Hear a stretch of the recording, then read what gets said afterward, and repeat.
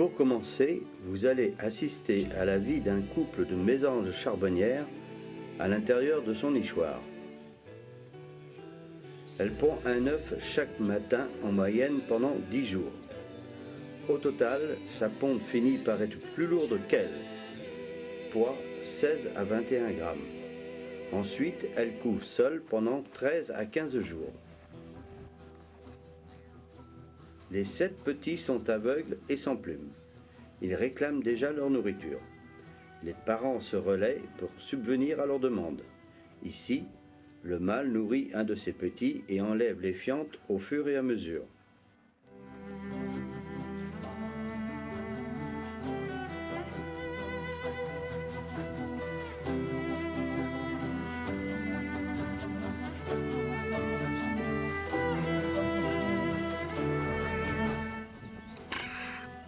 Elle essaie de faire peur à la caméra, mais elle va vite s'arrêter.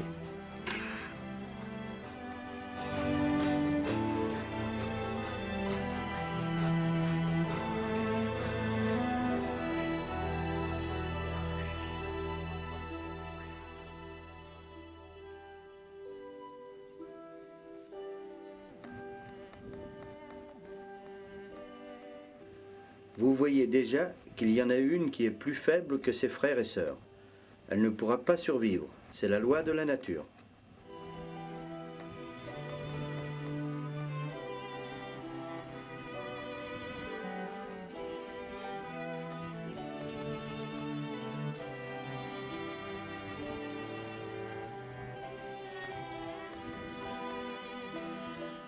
Chacun des poussins reçoit en moyenne 50 béquets par jour pendant 2 semaines, quelquefois 3.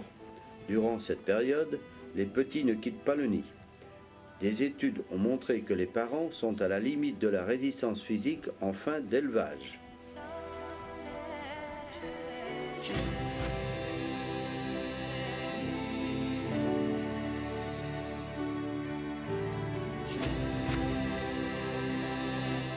Le choix du nid arrêté, la femelle aménage celui-ci, tantôt seule, tantôt aidée du mâle, en le tapissant de menues racines, de tiges et de brindilles, puis d'un épais matelas de mousse et, enfin, d'une couche douillette de poils, de crin ou de laine, éventuellement de plumes.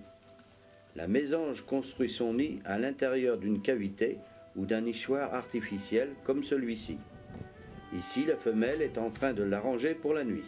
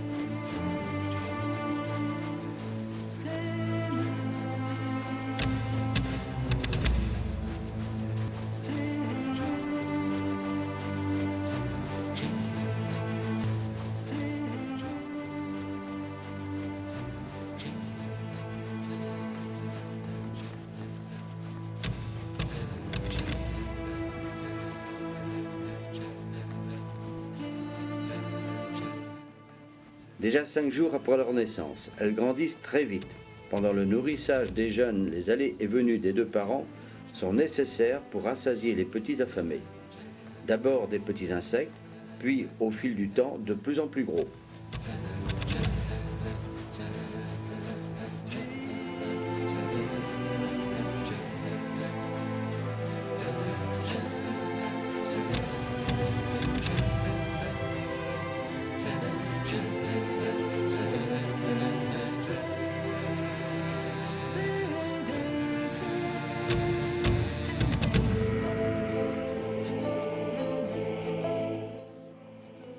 moment où les besoins alimentaires des jeunes sont les plus importants, les parents effectuent environ 1000 nourrissages par jour, soit 25 à 50 navettes par heure.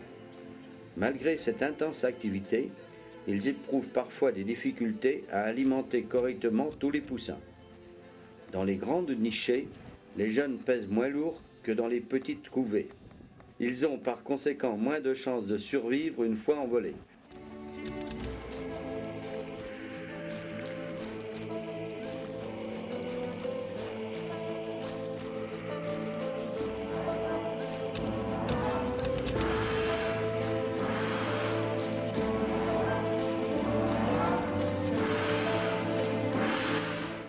Les yeux commencent à s'ouvrir à la vie et le plumage apparaît.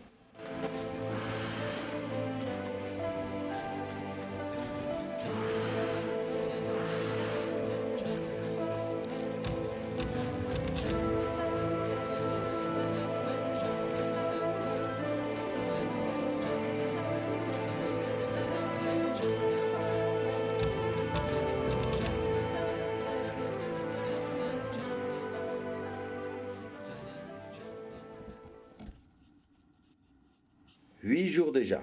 Vous comprenez maintenant pourquoi le nichoir est toujours propre. Les fientes des jeunes mésanges sont enrobées d'une matière gélatineuse, appelée sac fécal, qui permet une évacuation aisée par les adultes.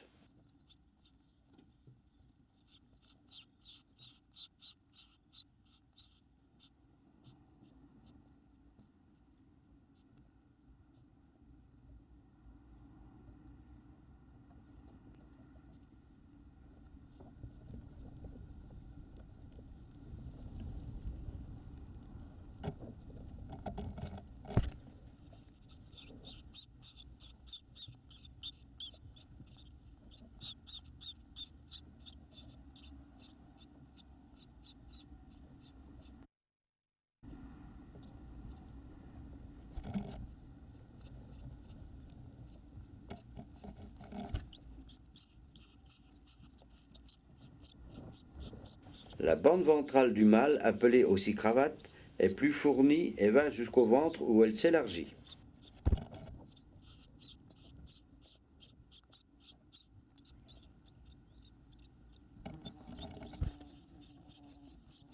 Tandis que la femelle est reconnaissable à l'étroitesse de la bande noire qui court de sa gorge au milieu de sa poitrine. Elle va attraper un insecte qui s'est égaré à l'intérieur du nichoir.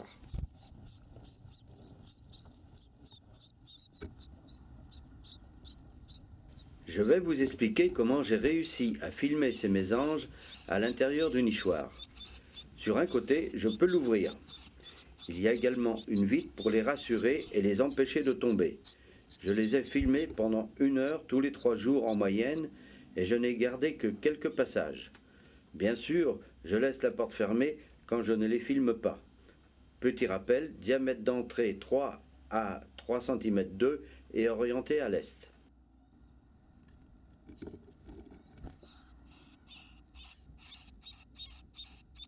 Déjà 10 jours. Les mésanges pondent de nombreux œufs, mais subissent en contrepartie une mortalité élevée. En moyenne, un adulte sur 2 survit d'une année à l'autre et seulement 15% des jeunes mésanges se reproduiront un jour. Les parents n'arrêtent pas leur va-et-vient. Heureusement que la famille ne compte que 6 becs à nourrir.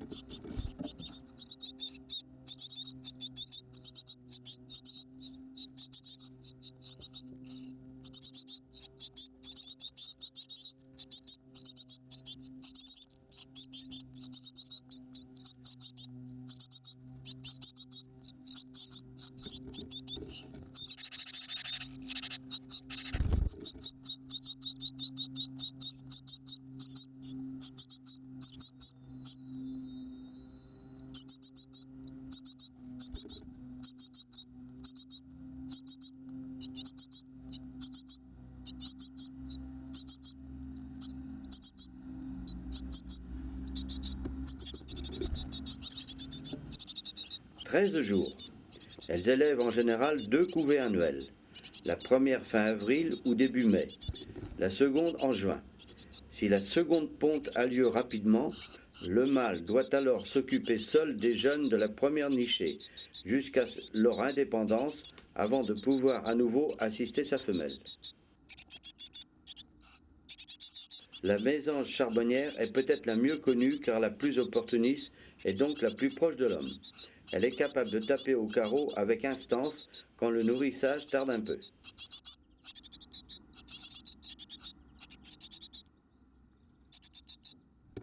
Les oisillons savent tout de suite lorsqu'un des parents arrive.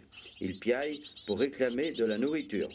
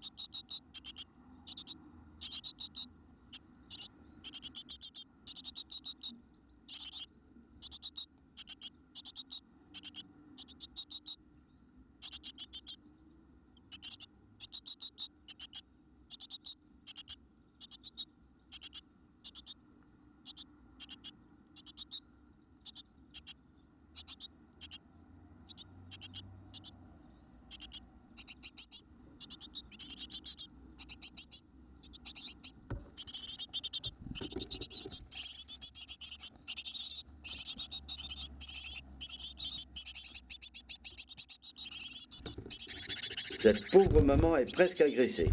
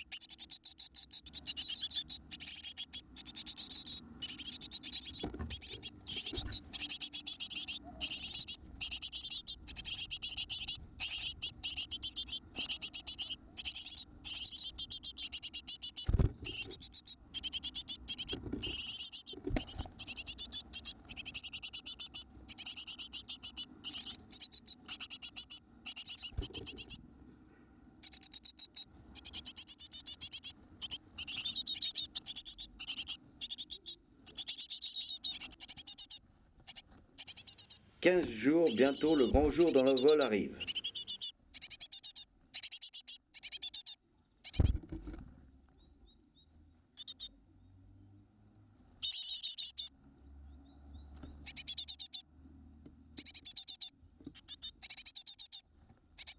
Voici une image insolite. Le plus débrouillard essaye de sortir, mais il se cogne toujours contre la vitre.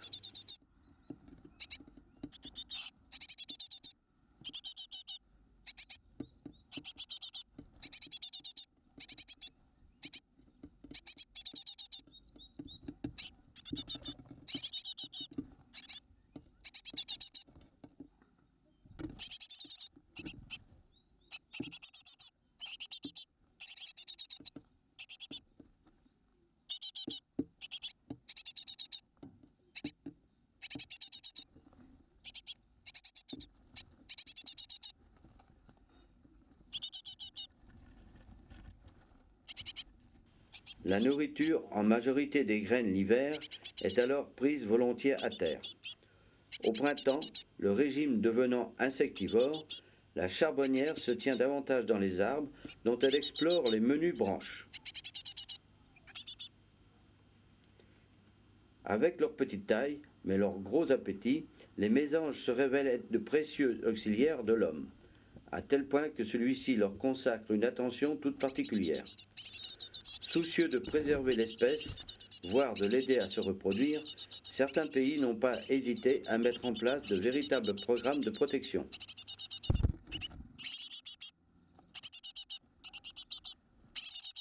Après 18 jours de nourrissage intensif, les oisillons quittent le nid. En moins de 2 heures, ils se dispersent. Mais ils ne savent pas encore bien voler et leurs parents continuent de les nourrir pendant 2 ou 3 semaines. Les jeunes restent cachés dans les feuillages et lancent de faibles cris de faim à leurs parents. Ce bel oiseau chante 25 cris différents, se contentant le plus souvent de répéter 2 ou 3 notes claires et nettes, ce qui déroute souvent l'observateur.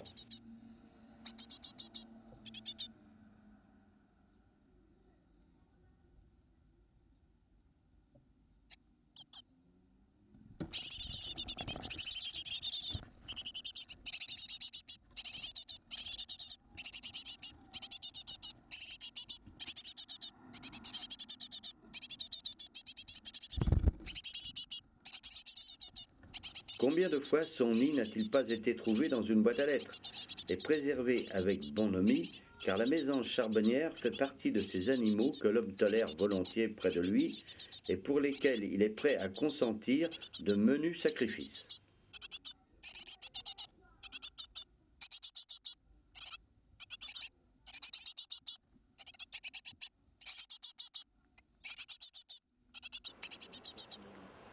Nous faisons partie de la SOA, Société ornithologique d'Armor.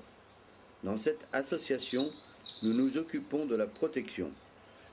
Entre autres, nous avons installé 16 nichoirs dans le site de Saint-Barthélemy, à côté de Saint-Brieuc. Ils sont pratiquement tous occupés. C'est même la crise du logement. Dans ce premier, c'est un couple de citelles torche-peau qui l'a aménagé. Ce sont des oiseaux sédentaires. Ce petit oiseau est trapu, d'un gris ardoisé dessus, roussâtre dessous. Un trait noir lui barre l'œil. Elle est pourvue d'un bec droit, plutôt fort. Peu farouches, elles vivent dans les bois, forêts, parcs et jardins, bien pourvus en grands arbres feuillus. Elles affectionnent les vieux chênes. La citelle niche entre 2 et 6 mètres de hauteur, dans un trou d'arbre dont elle a réduit l'entrée avec de la boue pour lui donner le diamètre de sa taille, d'où son nom de torche-peau. Voici 7 petites citelles. Le nid lui-même n'est qu'un pauvre amas de feuilles mortes et de débris d'écorce. Les œufs sont couverts quand la femelle quitte le nid. Au bout de 14 à 15 jours, les œufs éclosent et les oisillons s'envolent 23 à 25 jours plus tard, ce qui est long pour des oiseaux de cette taille. Les citelles quittent rarement leur secteur.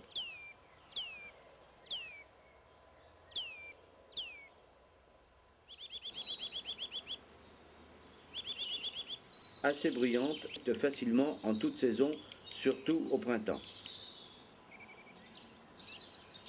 Elle est aussi acrobate, circulant en tous sens le long des troncs d'arbres, même la tête en bas. Elle se nourrit d'araignées et d'insectes, se nourrit aussi de fruits et de graines souvent prises au sol. Des noix et noisettes calées dans des fentes d'écorce pour décortiquage.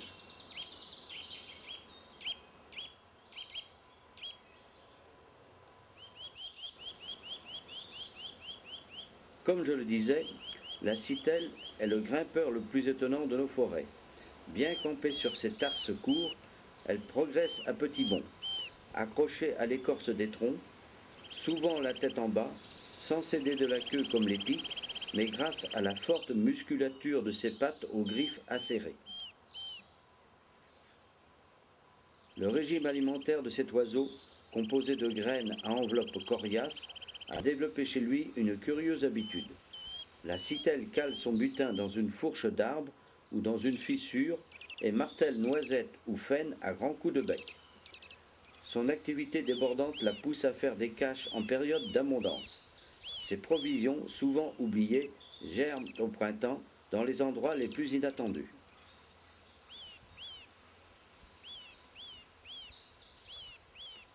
Les 7 citelles se sont envolées. Profitons-en pour admirer l'intérieur de ce nichoir qui est toujours propre. C'est dur, hein? Nous sommes toujours dans le magnifique cadre de Saint-Barthélemy. Gilles aide cette jeune fille à monter à l'échelle. Ce n'est pas facile, mais tout en haut, le spectacle est merveilleux.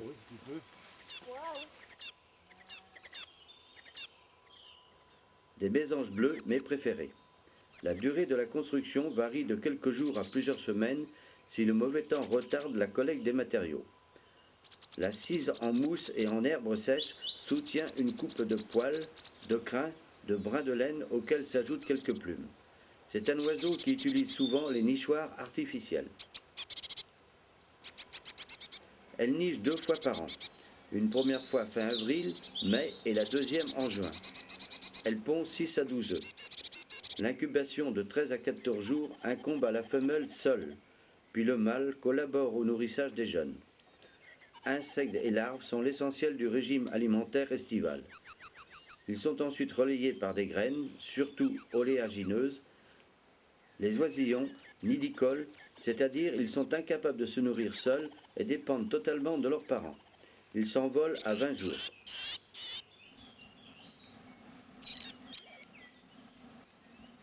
La mortalité est élevée. D'une famille de 12 oiseaux, il ne restera qu'un adulte et un jeune capable de se reproduire l'année suivante. Chut, laissons-les dormir.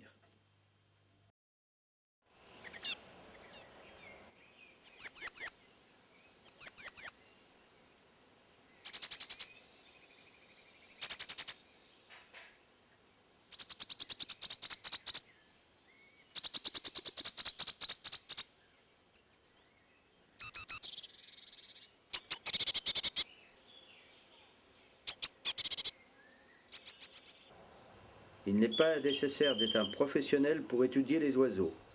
Je marque tous les détails découverts lors de mes sorties.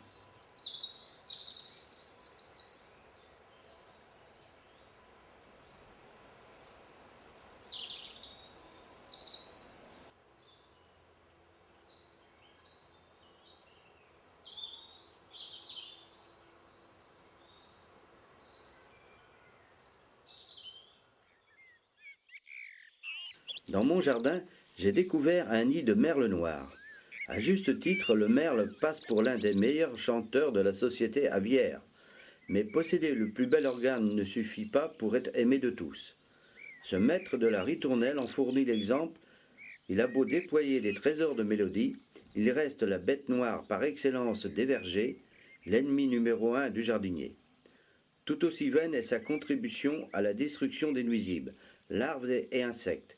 Quoi qu'il fasse, il ne parvient ni à entrer en grâce, ni à faire taire ses accusateurs.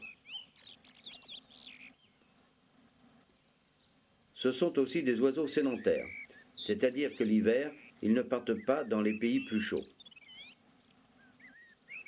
Très visibles et d'un accès facile, les nids de merle noir sont fréquemment pillés par des enfants. L'espèce est néanmoins en extension dans la plus grande partie de l'Europe, car elle s'adapte bien au voisinage de l'homme. Primitivement, oiseau forestier, le merle noir tend à devenir familier des plaines cultivées et des jardins urbains, atteignant une densité maximale dans les banlieues.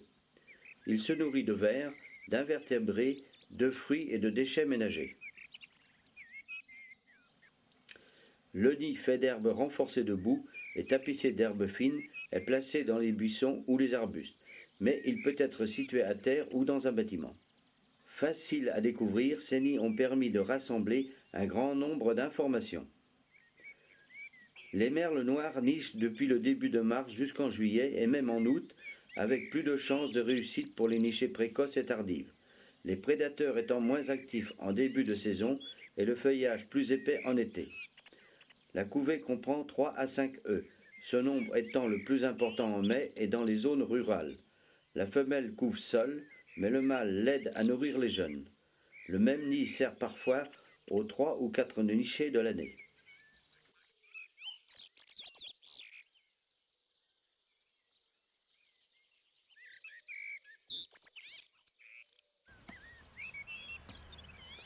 Pour les images suivantes, nous sommes à Corlay. Dans ce petit sapin, à l'endroit où il y a la flèche, un couple de pinsons des arbres s'est installé. Il a été sûrement dérangé par les 3 enfants jouant au foot, vélo et autres jeux, sans oublier le chat de la maison. Malgré tout cela, les petits sont nés et actuellement ils se portent tous bien. Ils nichent un peu partout dans les bois et les haies. Ce nid est constitué d'une splendide structure de mousse entrelacée de brins d'herbe, décorée de lichens maintenus par des toiles d'araignée, garnies de crins et de plumes. La femelle fait plus de 1000 allées et venues pour ramasser les matériaux. Le mâle l'accompagne mais ne l'aide pas. Une fois le nid fini, elle pond 5 œufs tachés de rouge. La couvaison ne dure que 11 jours.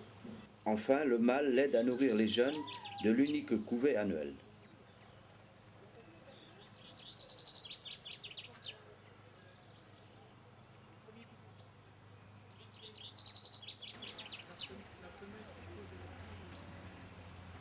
C'est aussi l'un des plus communs de nos oiseaux de jardin. De la taille d'un moineau, il est facilement reconnaissable à la double barre alaire blanche et aux raytrices externes blanches de la queue, surtout visible en vol. C'est un oiseau particulièrement coloré. Le mâle se distingue par le haut de la tête et la nuque bleu cendré, le dessous orangé rosé et les bandes alaires blanches et le croupion verdâtre.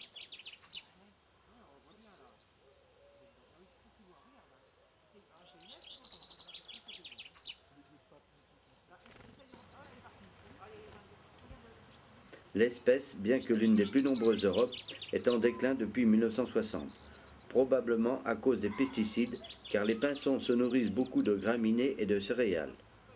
En hiver, ils mangent des faines, les jeunes sont nourris d'insectes.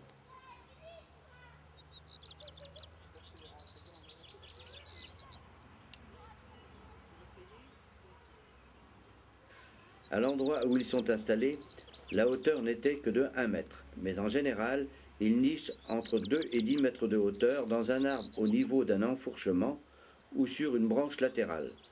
J'ai eu de la chance. Les œufs sont couvés 12-14 jours. Les poussins nidicoles restent au nid 13-14 jours.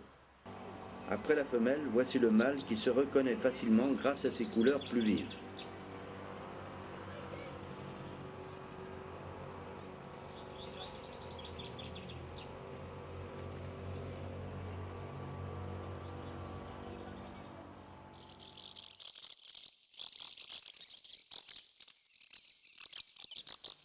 Les mâles arrivent souvent les premiers.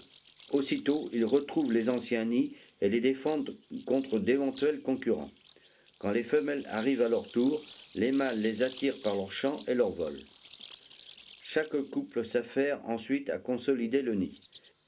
Certains sont là depuis 40 ans, collés sous une fenêtre, une poutre ou dans une table ou un autre bâtiment. Quelques jeunes couples doivent néanmoins construire un nouveau nid. Des milliers d'allers et retours sont nécessaires pour effectuer ce travail de maçonnerie. Des boulettes de boue sont assemblées, puis consolidées à l'aide de brins de paille. Une fois sec, le nid est dur comme du ciment.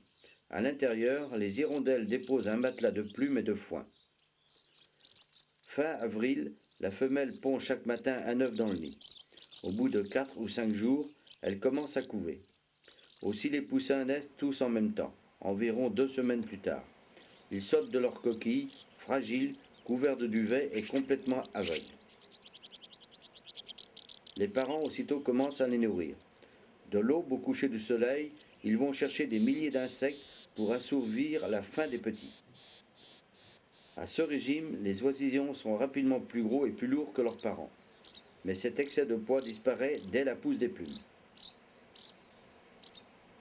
3 semaines, les jeunes hirondelles peuvent quitter le nid.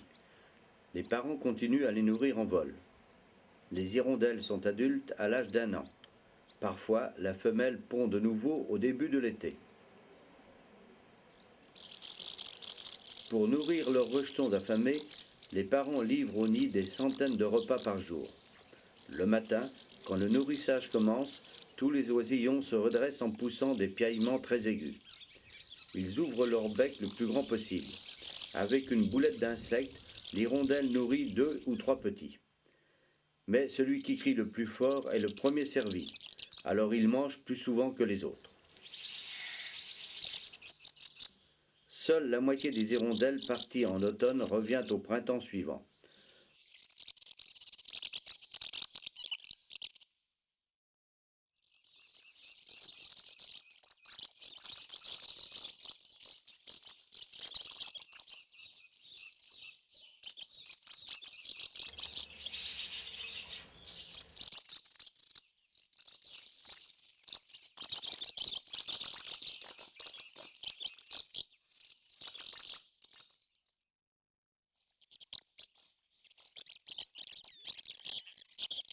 Leur migration est vraiment périlleuse, avec le désert qui grandit et la pression de la chasse en Afrique.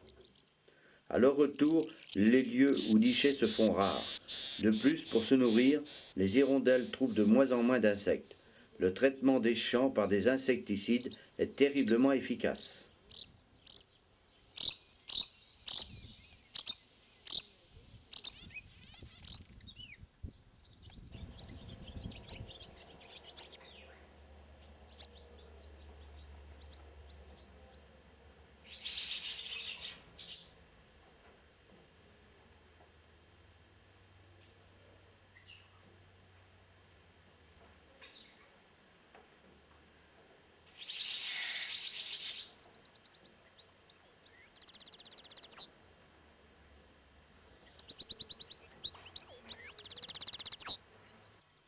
S'il existe un oiseau dans nos jardins qui rallie tous les suffrages, c'est le chardonneret. L'épithète élégante qui lui est accolée dans les ouvrages spécialisés se justifie incontestablement.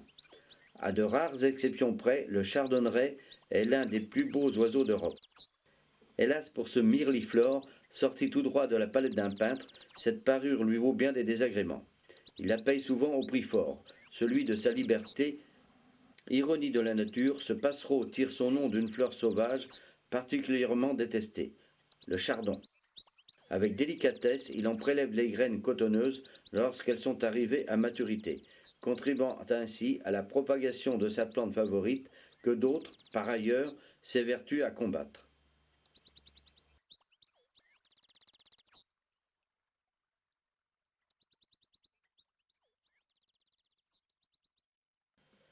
Pimpant mais médiocre chanteur, le chardonneret compense cette lacune par ses talents d'architecte hors du commun. Véritable chef-d'œuvre, le nid formé de brindilles entrelacées et liées par de la soie d'araignée est garni de mousse, de poils ainsi que de brins de laine. La femelle seule en assure la confection. Le travail du conjoint se limite à une assistance morale. Il appartient toutefois à celui-ci de veiller à la tranquillité de sa compagne durant la couvaison. Posté sur un observatoire, il affirme sa souveraineté territoriale par la voix et se charge, au besoin, de pourchasser les importuns.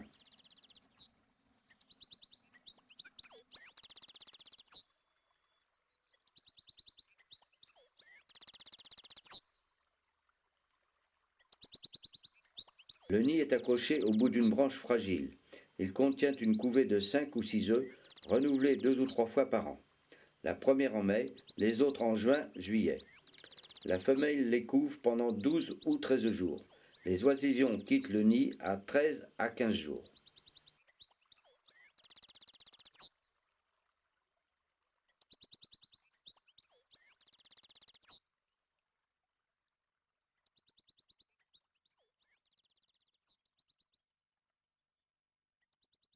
À force de crier après le moineau, pilleurs de semences et voleurs de raisins, on finit par le voir partout. Pourtant, ce n'est pas lui qui, pour l'heure, se livre à une action coupable dans le champ de blé. Il s'agit du verdier d'Europe. Mais il faut reconnaître que la ressemblance est frappante. Même corps trapu et bec codique identiques. À l'évidence, l'un et l'autre sont sortis du même moule. La différence visuelle tient essentiellement à la couleur. On s'en doute, le verdier doit son nom à la teinte de son plumage. Ce nid n'apparaît pas davantage comme une œuvre d'art. À voir l'oiseau, la déception est grande de constater la grossièreté de son logement. Un entrelac de mousse et de tiges assemblées au petit bonheur, ce qui n'empêche pas les oisillons de lui demeurer fidèles bien après leur envol. On compte 2 ou 3 nichées annuelles de 4 à 6 œufs chacune. Les œufs sont couvés 13 à 14 jours et les jeunes nidicoles s'envolent 13-16 jours.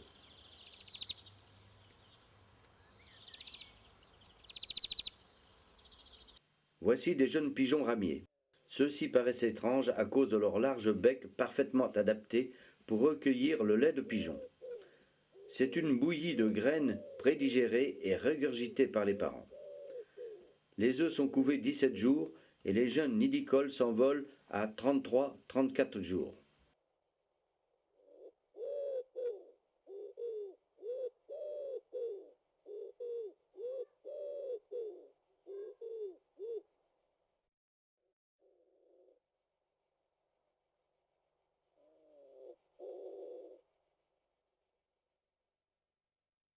Les mésanges charbonnières sont de petits oiseaux vifs et agiles. Elles sont capables de changer de régime alimentaire au cours de l'année.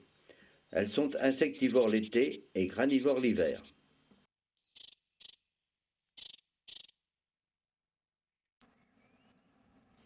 Admirez ces 11 petits, ils vont vite grandir.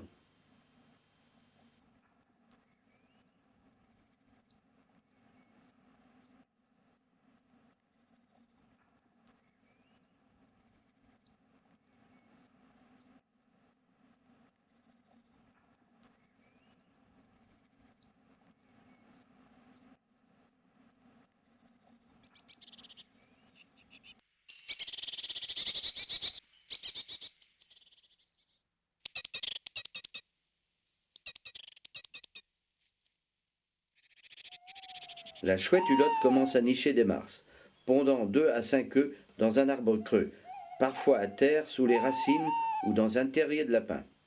La femelle couve dès la ponte du premier œuf et chacun d'eux exige 28 à 30 jours d'incubation. Les jeunes sont indépendants à 5 semaines, mais le succès de la nichée dépend grandement des nourritures disponibles. La Bretagne, c'est aussi les oiseaux marins.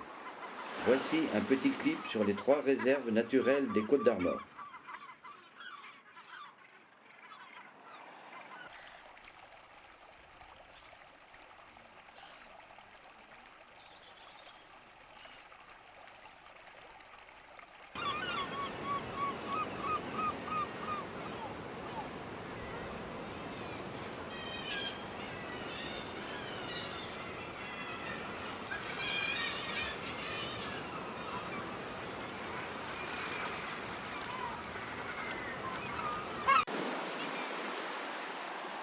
C'était un beau dimanche d'avril. Nous sommes partis à 28 de Saint-Brieuc, pique-nique, jumelles et lunettes d'observation dans le coffre des voitures pour une journée d'observation dans le superbe décor des marais du château de Sussigno, dans le golfe du Morbihan, avec notre ami David Ledan. Nous avons admiré beaucoup d'oiseaux. Je ne vais pas vous les énumérer et pour les filmer, ce n'est pas facile.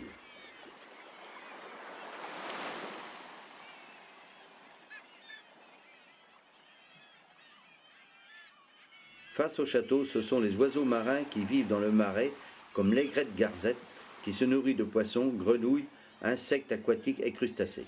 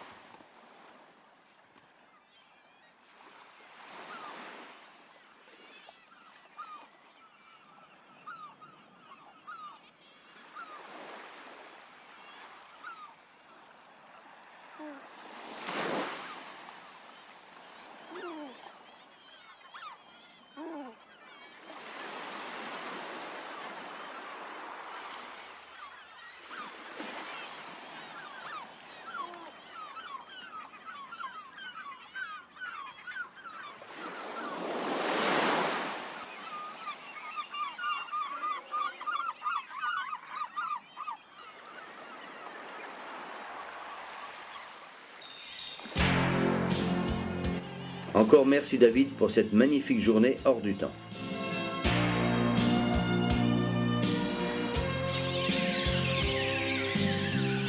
Cent mille oiseaux autour du monde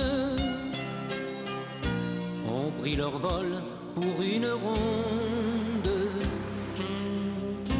ronde d'amour et liberté. Pas de frontières pour l'amitié. 100 000 oiseaux. Un jardin offre maintes occasions d'étudier le comportement des oiseaux, mais pour cela il faut les attirer en leur offrant nourriture et nichoir, en plantant des arbres et des buissons, en laissant les végétaux monter en graines et en fermant les yeux sur certains insectes. Toutes ces mesures faciliteront l'existence des oiseaux dans un monde qui leur est de plus en plus hostile et vous permettront de profiter de leur compagnie. Votre plaisir grandira si vous cherchez à savoir ce qu'ils font et comment ils agissent. Près de toi, le coucou parle au fond des bois. Dans la verdure du jardin, le diver pique sur les pins. Les hirondelles font leur nid pour donner le jour aux petits. 100 000 oiseaux autour du monde ont pris leur vol pour une ronde, ronde d'amour et liberté. Pas de frontières pour l'amitié. 100 000 oiseaux comme dans un rêve. C'est comme un espoir qui se lève. Bruissement d'ailes à l'infini, qui nous fait dire c'est beau la vie. Le rouge-gorge gonfle ses plumes, le hibou chante sous la lune. Les aigles d'or tournent en rond dans le soleil vers l'horizon. Moineaux des champs, pigeons des villes, vivre longtemps n'est pas facile. Et si l'on veut vous écouter, il nous faudra vous protéger. 100 000 oiseaux autour du monde ont pris leur vol pour une ronde, ronde d'amour et liberté. Pas de frontières pour l'amitié. 100 000 oiseaux dans les nuages, toutes couleurs et tout plumage. C'est un arc-en-ciel, un cadeau. Rien n'est plus tendre, rien n'est plus beau.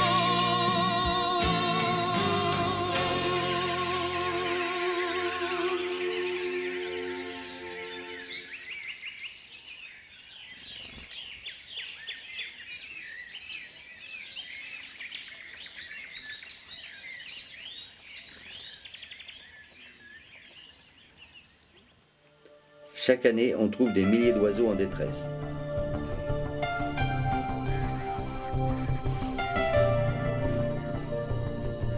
Le plus dur est de comprendre qu'il faut parfois faire cesser leur souffrance le plus vite possible. Souvenez-vous de ceci. Si vous essayez de sauver un oiseau, il ne pourra peut-être plus jamais retourner dans la nature et vous devrez vous en occuper en permanence. Mais si vous en avez le temps, vous réussirez à maintenir en vie certains oiseaux blessés.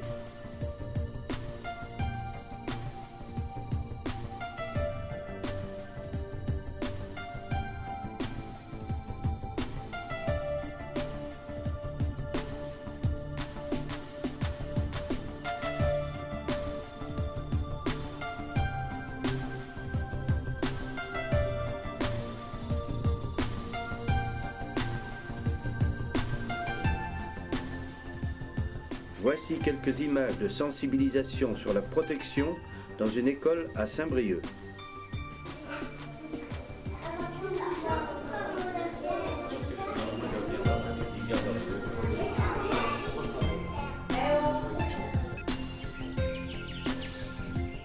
les jeunes surmontent les dangers qui les menacent durant leurs premières semaines, leur espérance de vie augmentera un peu. Malgré cela, chez les passereaux, 50 à 75% des membres d'une population meurent chaque année et l'espérance de vie d'un adulte reste d'1 ou 2 ans.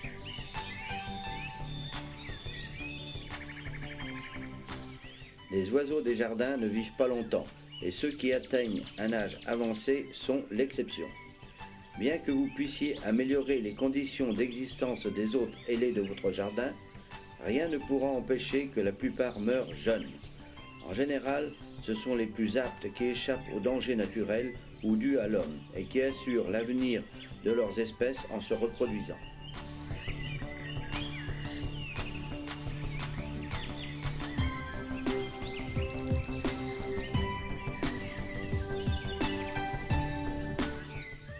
Certains membres s'occupent de sensibiliser les enfants dans les écoles en leur parlant de la nature et bien sûr des oiseaux. Avec l'aide des enfants, ils fabriquent des nichoirs à mésanges et les placent dans la cour de récréation. La SOA a investi dans l'achat d'une caméra miniature que l'on place dans le nichoir. Celle-ci transmet alors les images sur téléviseur. Les enfants suivent en direct le développement des petites mésanges. Notre société a obtenu en 1992 l'agrément au titre départemental de protection de la nature.